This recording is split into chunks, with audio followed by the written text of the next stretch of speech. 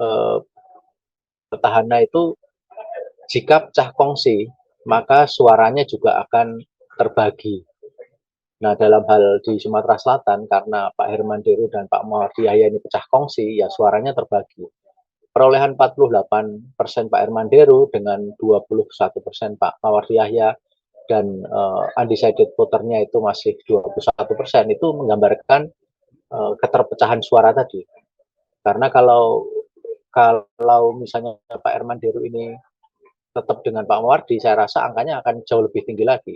Bisa mencapai taruhlah 60-an%. Artinya ya sudah pasti menang gitu. Lalu kalau dengan situasi sekarang apakah sudah pasti menang? Ya kalau kepastian itu sebetulnya kalau angkanya masih di bawah 50% itu kita masih ada celah keraguan.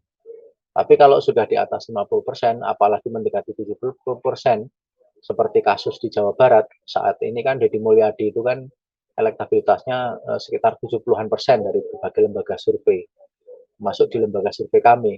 Nah itu sudah tidak ada keraguan, memang Pak Demul itu memang akan menang gitu. Tapi kalau sama juga Kofifah itu juga sekitar 65%an di survei kami itu juga kemungkinan besar akan menang. Tapi kalau masih di bawah 50% seperti ini kan ya kita masih agak hati-hati lah. Siapa tahu nanti ada badai gitu di hari-hari menjelang pilkada. Badai dalam arti badai politik atau tsunami politik gitu. Kita tidak tahu kan.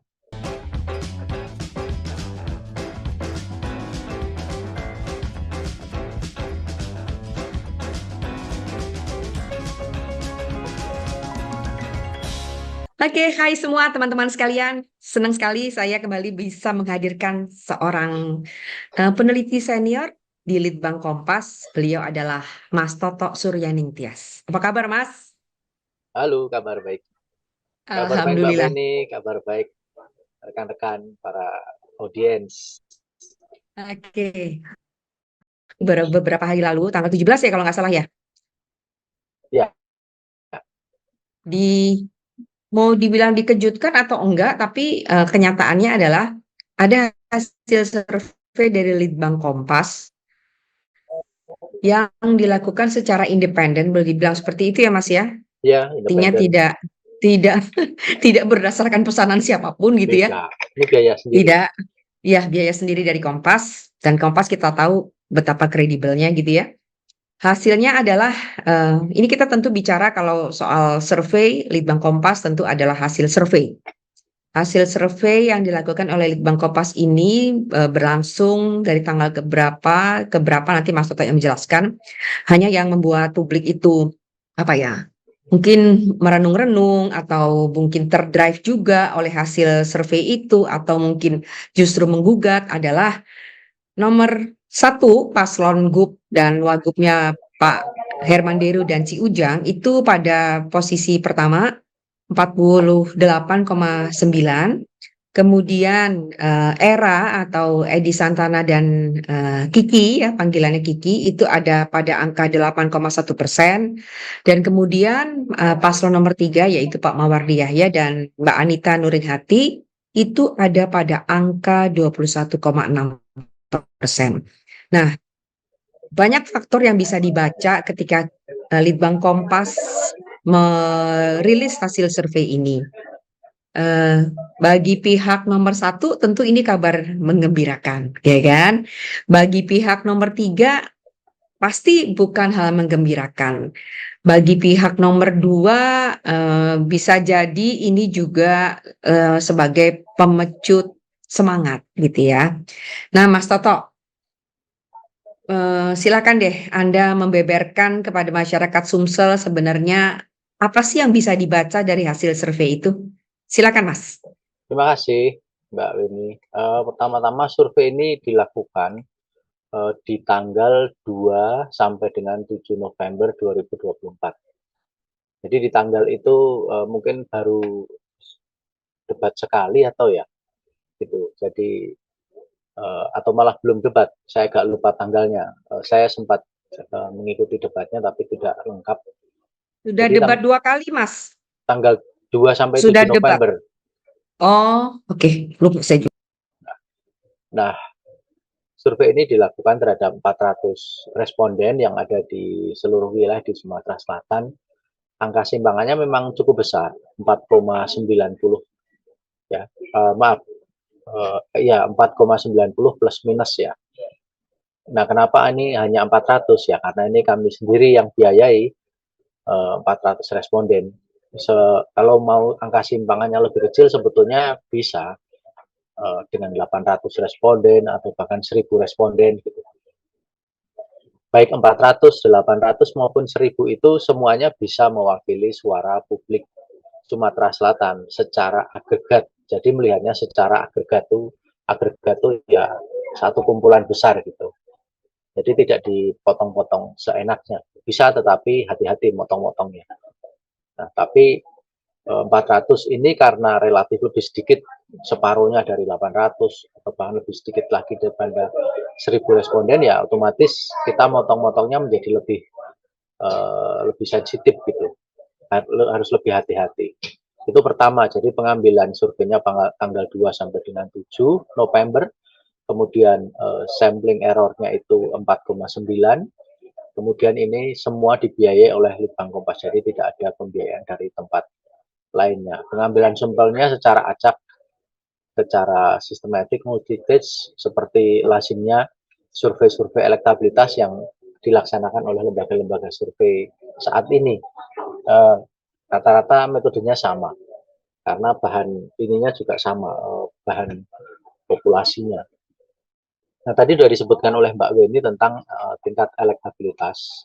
Jadi tingkat elektabilitas ini sebetulnya kalau bagi kami ini antara mengejutkan dan tidak mengejutkan, karena Pak Herman Deru ini kan memang petahana,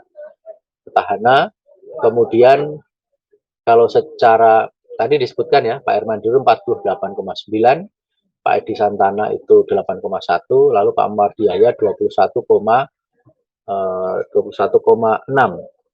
Sementara yang tidak jawabnya 21,3. Jadi angka ini sebetulnya tidak terlalu mengejutkan kalau bagi kami dalam perspektif bahwa Pak Herman Deru ini petahana. Jadi dimanapun wilayah pilkada di mana ada petahana itu memang penantang kuat. Karena kami juga menangani beberapa pilkada di berbagai daerah, bekerja sama dengan pemerintah setempat, itu memang petahana itu cenderung dia lebih kuat. Meskipun juga kadang-kadang tapi tidak sering-sering, itu memang petahana justru menjadi lemah kalau misalnya isunya kuat menunjang pada sang penantang, pada si penantang. Ya kita bisa lihat petahana seperti di Jawa Timur, Bu Khofifah itu kuat sekali. Di Jawa Barat, Pak Ridwan Kamil itu kan kuat sekali. Ya kan? Pak Ridwan Kamil kalau tidak dipindah ke Jakarta, dia di Jawa Barat terada lawan. Terada lawan itu di Jawa Barat 70%. Yang sekarang 70% itu dimiliki oleh Deddy Mulyadi di Jawa Barat. Karena dia menggantikan slot dalam tanda petik ya, slot yang petahana. Kemudian di Banten itu Airin paling kuat. Sama juga Airin itu juga hampir 60-an% juga. Kuat sekali. Sampai-sampai kan akhirnya Golkar menyerah. Lalu harus keluar dari tim supaya bisa menunjang Airin. Kalau enggak Airin dicaplok oleh PDIP. Dan sudah dicaplok sebetulnya. Cuman sore harinya kan Pak Bahlil itu buru-buru menyatakan Golkar mendukung Airin gitu. Jadi kita bisa lihat petahana ini faktor yang kuat. Yang kedua adalah petahana itu jika pecah kongsi, maka suaranya juga akan terbagi. Nah, dalam hal di Sumatera Selatan, karena Pak Herman Deru dan Pak Muhammad ini pecah kongsi, ya suaranya terbagi. Perolehan 48% Pak Herman Deru dengan 21% Pak Mawar Yahya dan undecided voternya itu masih 21%, itu menggambarkan keterpecahan suara tadi. Karena kalau misalnya Pak Herman Deru ini tetap dengan Pak Mawardi, saya rasa angkanya akan jauh lebih tinggi lagi. Bisa mencapai taruhlah 60-an%. Artinya ya sudah pasti menang gitu.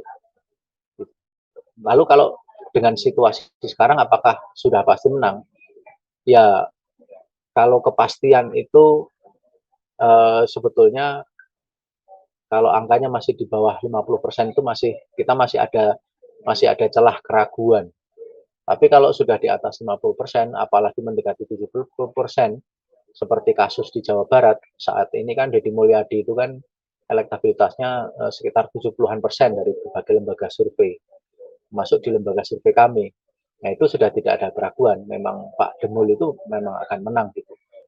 Tapi kalau sama juga Kofifah itu juga sekitar 65%an di survei kami itu juga kemungkinan besar akan menang. Tapi kalau masih di bawah 50% seperti ini kan ya kita masih agak hati-hati lah. Siapa tahu nanti ada badai gitu di hari-hari menjelang pilkada. Badai dalam arti badai tsunami, badai politik atau tsunami politik gitu. Kita tidak tahu kan. Semua bisa terjadi ya daripada secara statistik daripada kita berandai-andai secara terlalu jauh ya. Kita bisa bilang kalau belum 50% ya belum fix lah. Gitu. Meskipun tidak butuh 50% persatu ya di pilkada Sumatera Selatan. Itu Mbak Heni. Oke, jadi boleh dibilang pihak nomor satu nggak boleh senang-senang dulu ya, jangan tumpengan dulu ya Mas ya. Janganlah, jangan kan ini masih 50 aja belum, masih ada sampling error juga. Masih ada sampling error. Nah Mas, masalahnya dengan waktu yang sangat mepet. Sekarang Ya, tanggal berapa? 19. Jadi 19. kira-kira berapa hari lagi tuh Mas? 8 hari menuju pencoblosan, 6 hari menuju hari tenang. Kan pencoblosannya 27. Masihkah mungkin menurut Mas Toto terjadi tsunami politik bagi Tsunami, nomor 3? tsunami politiknya Bagi bagi nomor 1 mestinya. Kalau nomor 3 istilahnya bukan tsunami ya. Oh oke. Apa Mas? Istilahnya berkah politik gitu. Oh berkah politik. Oke, Contoh jadi berkah politik itu ya, begini, itu ya, kita ya. lihat di Jawa Barat. Mm-mm. Jawa Barat itu ketika Ridwan Kamil tiba-tiba dicabut dari Jawa Barat, ya kan, elektabilitas Deddy Mulyadi Jadi Mulyadi. tiba-tiba naik. Deddy Mulyadi itu ketika ada Ridwan Kamil, elektabilitasnya hanya 12% di survei kami. Sekarang elektabilitasnya sekitar 70%. Jadi Oke, elektabilitas yang dulu dimiliki oleh Ridwan Kamil itu sekarang pindah ke Deddy Mulyadi. oke, Nah, itu istilahnya berkahnya itu ke sana gitu. Nah, oke. kan kan artinya begini, mengandaikan berkah itu artinya ya Pak Herman Derunya elektabilitasnya Pak Herman Derunya itu tiba-tiba runtuh gitu loh. Entah karena satu dan lain hal, misalnya ya terjadi tsunami politik di beliau, otomatis itu akan jatuh kepada Pak Mawardi sebagai kandidat berikutnya, sebagai tokoh nomor 2 di Sumatera Selatan yang dipandang oleh publik Sumatera Selatan ini layak menjadi calon gubernur, gitu, menjadi gubernur. Gitu. Itu yang akan terjadi. Ya tsunami Oke. politik kan banyak. Contoh misalnya, meskipun contohnya tidak ideal ya, misalnya di Banyuwangi itu kan yang kasus foto dari Bapak Bupati Banyuwangi waktu itu Pak Aswaranas ya kan, foto-foto yang tidak pantas itu misalnya. Terus misalnya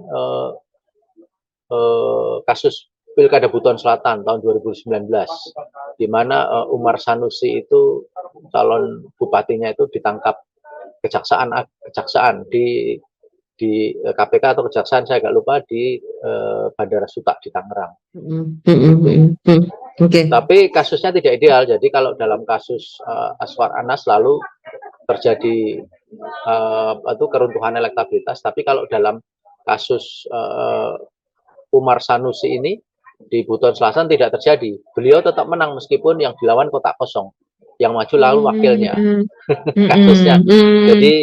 Jadi elektabilitasnya tetap tapi lalu pindah ke wakilnya gitu. Jadi ternyata begitu.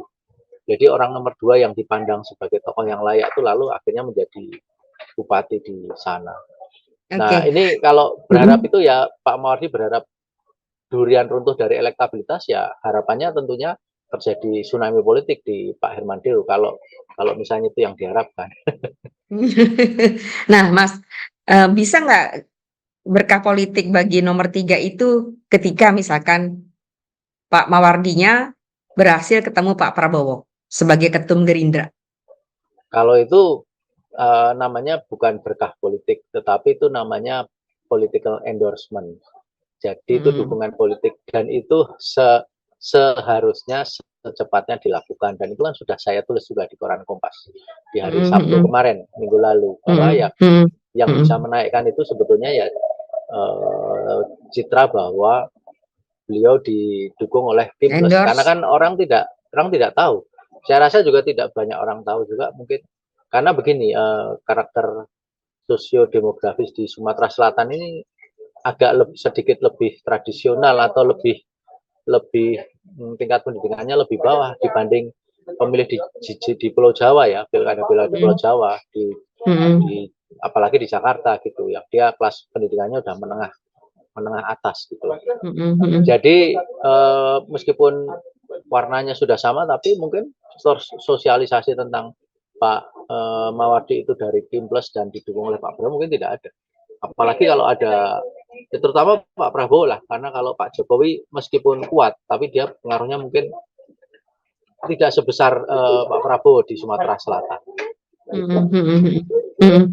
Oke, jadi sangat diperlukan political endorse dari Pak Prabowo sebagai ketua umum Gerindra. Nah, kalau itu tidak berhasil dilakukan oleh Pak Mawardi, apa yang terjadi menurut estimasi atau prediksi Mas Toto?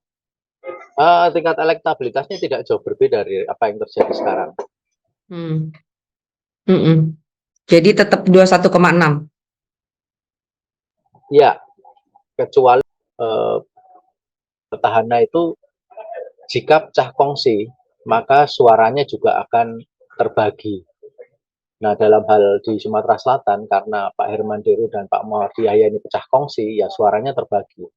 Perolehan 48% Pak Herman Deru dengan 21% Pak Mawardi Yahya dan undecided voternya itu masih 21%, itu menggambarkan keterpecahan suara tadi. Karena kalau misalnya Pak Herman Deru ini tetap dengan Pak Mawardi, saya rasa angkanya akan jauh lebih tinggi lagi. Bisa mencapai taruhlah 60-an%. Artinya ya sudah pasti menang gitu. Lalu kalau dengan situasi sekarang apakah sudah pasti menang? Ya kalau kepastian itu sebetulnya kalau angkanya masih di bawah 50% itu kita masih ada celah keraguan. Tapi kalau sudah di atas 50%, apalagi mendekati 70%, seperti kasus di Jawa Barat, saat ini kan Deddy Mulyadi itu kan elektabilitasnya sekitar 70-an% dari berbagai lembaga survei, masuk di lembaga survei kami. Nah itu sudah tidak ada keraguan, memang Pak Demul itu memang akan menang gitu. Tapi kalau sama juga Kofifah itu juga sekitar 65%-an di survei kami itu juga kemungkinan besar akan menang. Tapi kalau masih di bawah 50% seperti ini kan ya kita masih agak hati-hati lah. Siapa tahu nanti ada badai gitu di hari-hari menjelang pilkada. Badai dalam arti badai tsunami, badai politik atau tsunami politik gitu. Kita tidak tahu kan. Ya, tapi kalau tidak disertai dengan aksi-aksi yang dibilang pragmatis tadi, kecil kemungkinan ya Mas buat nomor 3. Ya pragmatis itu bukan dari kita menyarankan ya. Itu kan tindakan yang kita serap ya. Karena di survei ini kami juga menanyakan kalau misalnya apa itu berapa sih jumlah yang ingin diterima oleh publik di Sumatera Selatan gitu, kita juga tanyakan hal-hal macam itu. Oh ternyata ya cukup banyak juga, ada belasan persen juga publik di Sumatera Selatan itu yang dia ternyata menerima hal-hal yang sifatnya pemberian semacam itu. Dan kita sama-sama tahu bahwa hal itu memang terjadi di berbagai area pemilu ya, mau pemilu nasional maupun pemilu lokal, pilkada ini terjadi. Oke. Yang menarik pada survei ini, Litbang Kompas itu menyoroti bahwa Kim plusnya terbelah. Ya. Ya, Kim plusnya terbelah. Bahkan yang menarik juga, misalkan PKS itu lebih banyak dukungannya. PKS itu ada pada nomor 1 kan ya? Ya. Dia dukungannya justru ke Mawardi. Ya, ke nomor 3. Sebaliknya, PDI nomor 2 itu justru banyak didukung oleh kader PDI. Ya. Benar ya? Nomor 3 banyak didukung oleh kader PDI. Ya, Kenapa bisa terjadi kayak gitu? Ya, split ticket voting ini kan lumrah, Mbak. Jadi di berbagai pilkada itu terjadi. Sebetulnya problem utama itu persoalannya itu soal sosiologis saja. Jadi pertama partai ID atau tingkat kedekatan dan identifikasi kepartaian di masyarakat kita, di pemilih kita kan belum tinggi-tinggi amat. Ada penelitian yang menyatakan angkanya 11% gitu, secara umum gitu. Ada juga yang menyatakan kalau misalnya seperti partai-partai ideologis seperti PDIP itu lebih angkanya lebih tinggi lagi misalnya.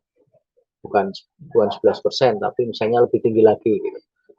Nah, tapi secara umum pemilih partai di tempat kita kan sifatnya memang masih partai dengan karakteristik basis massa, bukan partai kader. Karena partai basis massa, basis massa itu kan partai yang sifatnya apa itu namanya berbasis pada kategori-kategori kelompok komunitas ya. Gitu. Ada lagi kategori partai catch all party istilahnya, partai yang menangkap semua. Nah, dari tiga kategori itu yang paling ideologis, yang paling loyal, yang paling partai ID-nya tinggi ya yang partai kader. Nah, partai kader ini selama ini itu banyak dialamatkan atau dipandang itu dimiliki oleh PKS. Lalu yang kedua PDIP. Ya, tapi di dalam hal pilihan di Sumatera Selatan ini kan tidak terbukti. Karena pemilih di Sumatera Selatan ternyata justru yang mendukung loyal dengan tingkat loyalitas yang sangat tinggi itu justru Nasdem. Nasdem itu mendukung Herman Deru itu 82%. 82%. Sementara Mawardiaya yang apa itu namanya? Mawardiaya yang paling tinggi itu justru didukung oleh bukan paling tinggi tetapi partai 100%-nya partai. Jadi 100%-nya partai yang mendukung Mawardiaya itu yang paling banyak itu paling tinggi adalah PKS. Bukan Golkar atau ya, bahkan Gerindra. Bukan, PKS dan PAN. Itu sama-sama hampir 40%. PKS-nya 40,0, PAN-nya 38 gitu. Dengan penjelasan Mas Toto seperti itu, berarti boleh dibilang ketum partai. Bayangin loh, karena kita berbasis massa tadi, boleh dibilang. Jadi kader PDIP-nya itu nggak akan bisa dimarah oleh Bu Mega. Atau PKS nggak akan bisa dimarah oleh ketua PKS karena banyak basis massanya yang justru membela yang bukan seharusnya didukung kan gitu. Gimana penjelasannya? Kalau soal dimarah sama Bu Mega atau ketum PKS sih, saya hanya akan menonton dan senyum-senyum aja Mbak Winnie. Tapi bahwa faktanya pendukung Edi Santana Putra itu malah yang banyak itu dari kalau dilihat 100%-nya di internal partai itu adalah justru PKB dan PKS. PKB itu 27%, dari 100% pemilih PKB, 27% itu memilih PDIP. Kemudian dari 100%-nya PKS, 20%-nya itu memilih Edi Santana Putra dan Kiki Aprilia. Sementara pemilih PDIP sendiri, dari 100%-nya pemilih PDIP, itu hanya 7,7%. Kemudian kalau misalnya dari pemilih Nasdem, dari 100%-nya pemilih Nasdem itu hanya 11% yang memilih PDIP. Dari 100%-nya pemilih Demokrat hanya 8% yang memilih PDIP. Jadi memang ini menggambarkan bagaimana masyarakat Sumatera Selatan itu kalau menurut saya secara umum sebetulnya tidak bisa dipahami dengan melihat pada sisi kepartaian. Dengan kata lain, masyarakat Sumatera Selatan itu jika di-endorse dengan mesin politik partai itu cenderung kurang efektif. paling Hmm. tidak terbukti di dalam pecahnya suara PDIP, ya kan, pecahnya para pendukung PDIP, pecahnya para pendukung Mawardi Yahya. Tetapi itu bisa tetap berlaku asumsi bahwa mesin politik itu tetap efektif dalam hal sang kandidat itu menang, seperti ditunjukkan di sini oleh Herman Deru dan Ci Ujang.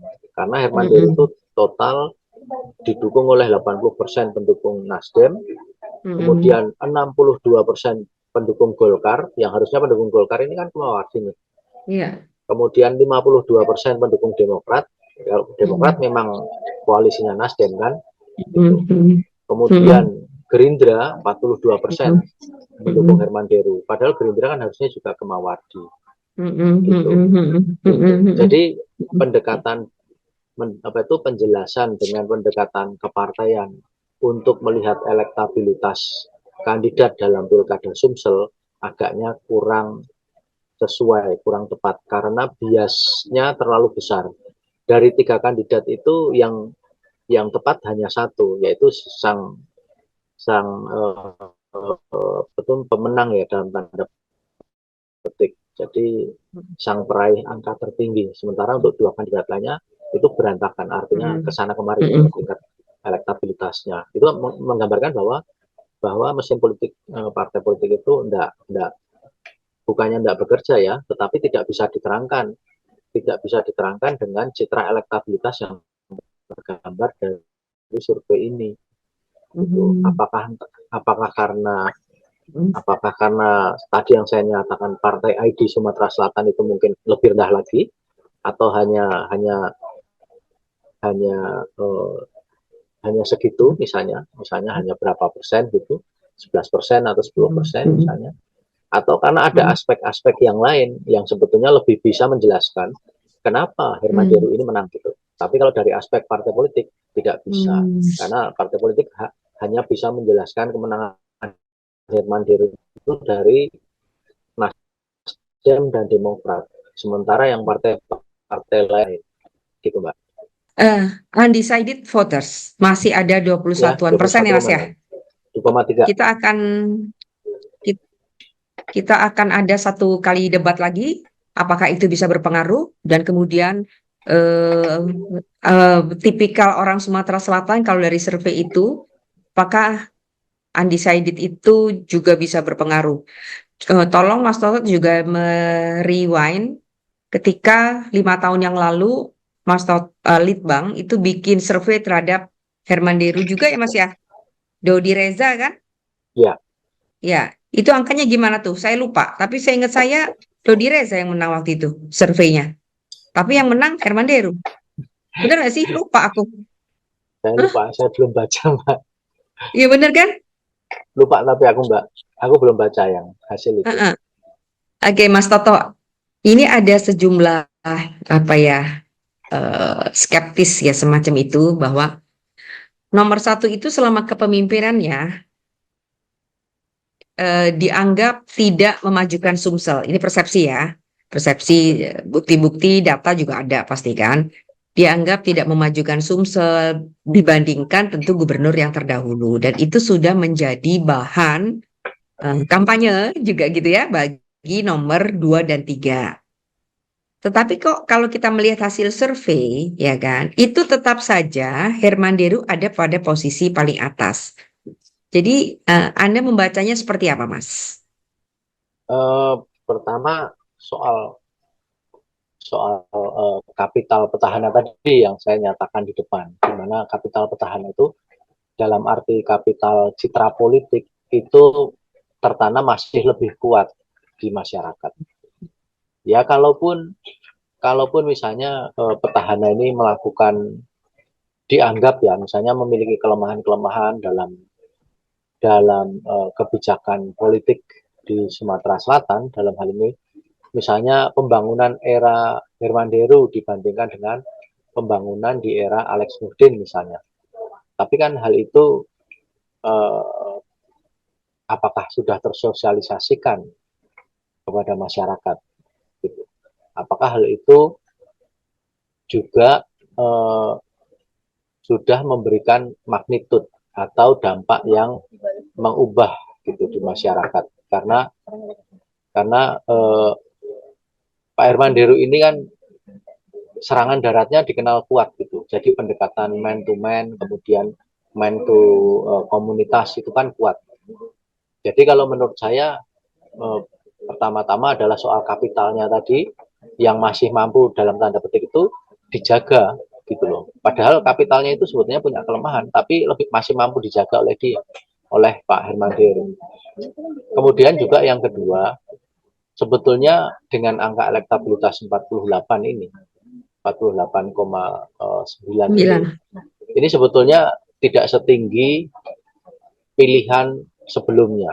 Jadi responden itu kan ditanya pada waktu pilkada yang lalu dia memilih siapa. Nah, pilihan kepada Hermanderu sebenarnya 54%. Nah, sekarang yang ditanya yang memilih 48, berarti kan sudah berkurang, paling enggak tidak 5% berkurang, ya kan? 5% itu sudah berkurang. Sehingga dari sini sebetulnya kelihatan bahwa kapital politik yang terjadi itu sebetulnya bukan penambahan kapital politiknya Hermanderu, bukan. Kalau dari ukuran di survei kami ini pun sudah kelihatan sebetulnya kapital politiknya itu berkurang. Artinya popularitas dan elektabilitasnya itu sebetulnya sudah cukup berkurang. Tetapi yang jadi masalah kapital politik kandidat penantangnya itu yang tidak segera menanjak tinggi, tidak segera membesar gitu, tidak segera menanjak tinggi, tidak segera membesar sehingga tidak mampu mengimbangi dan melampaui kapital politik dari sang petahana gitu. Saya ambil contoh misalnya pilkada Jawa Tengah. Pilkada Jawa Tengah itu kan sudah disosialisasikan beberapa tahun yang lalu kandidatnya. Dalam hal ini adalah Ahmad Lutfi kan dan Kaisang gitu loh. Jadi Ahmad Lutfi dan Kaisang ini kan sudah disosialisasikan kira-kira 2,5 tahun yang lalu. Tapi kan belakangan lalu Ahmad Lutfi kan tidak mampu mencalonkan diri kan karena persoalan MK gitu loh. MK gitu. Jadi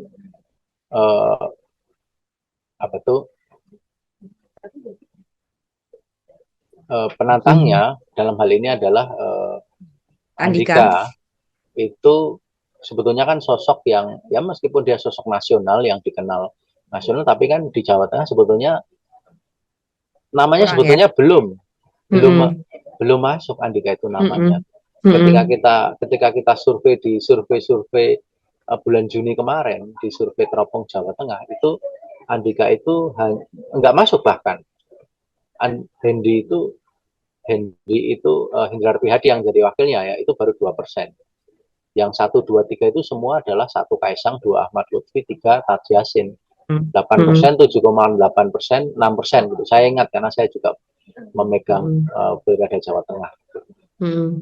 Nah, Hendi itu di nomor 7, di peringkat 7 gitu. 2% elektabilitasnya. Andika itu belum ada. Tapi tiba-tiba ketika selalu sudah dicalonkan oleh PDIP karena lalu ya memang di Jawa Tengah tanpa ada perubahan ketentuan di MK pun PDIP tetap bisa mencalonkan ya. Itu Andika tiba-tiba melejit. Nah, faktor apa yang melejit? Gitu. Ada 3 faktor yang saya identifikasi.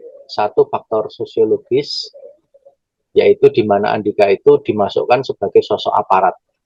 Gitu. Sosok aparat melawan aparat, gitu, mengimbangi Ahmad Lutfi.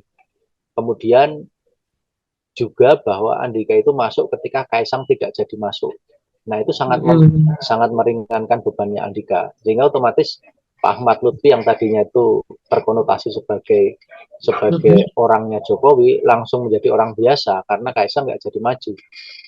Gitu loh. Ya meskipun dia di-endorse sedekat apapun, tapi karena tetap beda ketika di sana ada Kaisang dan di sana tidak ada Kaisang.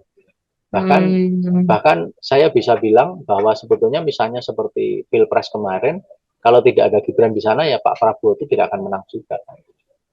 Itu sudah saya buat tulisannya, analisanya di Kompas gitu. Jadi itu faktor sosiologis yang harus dipahami. Kan masyarakat bawah itu kan cara melihatnya lebih simpel gitu, dan kepercayaan kepada Jokowi itu masih sangat tinggi gitu. Jadi kalau mau diterapkan ya faktor sosiologis ini harus dipenuhi dulu. Dalam hal ini misalnya Pak Mawardi itu ya harus diperkuat oleh sosok Pak Prabowo gitu yang turun untuk mengendorse Pak Mawardi Yahya. Yang kedua faktor struktur kepartaian. Dalam hal ini adalah lapis kedua itu bagaimana mesin partai politik dan efektivitas partai politik, termasuk juga partai ID itu berperan secara efektif gitu. Nah ini tadi yang saya nyatakan kapital politiknya Pak Herman Deru itu banyak sekali ditopang oleh ternyata efektivitas dari Nasdem dan Demokrat. Nah itu kan harus dilihat bagaimana mereka bekerja di kalangan pemilihnya, bagaimana mereka merawat pemilihnya. Nah kalau misalnya Golkar dan Gerindra tidak banyak memilih Pak Mawardi, kan pertanyaannya bagaimana mereka merawat pemilihnya kan gitu. Nah itu kan yang harus diefektifkan, mesin politiknya diefektifkan, meskipun hanya tinggal seminggu, tapi sebetulnya kalau buat sebuah struktur mesin partai ya cukup, mau dibilang cukup ya cukup saja. Kalau memang efektif saatnya untuk mengumpulkan ketua cabang, ketua ranting, lalu diberi pengarahan, diberi program, kemudian diberi amunisi untuk melakukan menggencarkan sosialisasi dan ajakan gitu loh. Lalu yang ketiga adalah aspek-aspek yang sifatnya lebih programatik gitu, yang sifatnya lebih pragmatis, yang sifatnya lebih langsung, sentuhan langsung. Jadi yang pertama tadi di sosiologisnya itu harus dibenerin dulu, diperkuat gitu. Yang kedua adalah di aspek mesin politik partainya. Yang ketiga adalah program-program yang sifatnya aksi langsung, yang sifatnya langsung menyentuh, yang langsung mendatangi, itu yang harus diperkuat. Nah kalau itu digeber ya baru kita bisa berharap lebih lagi terhadap aktivitas dari. Oke, Mas Toto, tapi faktor paling penting kalau buat nomor satu supaya bisa menang harus apa? Kalau nomor satu ini mempertahankan pace-nya. Kalau orang kecepatannya, ada pace-nya, irama ya. Iya. Irama. Kalau itu sudah bisa dipertahankan, nggak terganggu ya, karena itu yang paling penting, karena dia sudah leading. Tidak terganggu oleh tsunami politik. Ya, tidak terkena tsunami politik. Kalau terkena tsunami politik ya. Wassalamualaikum. Nomor 2, sarannya apa?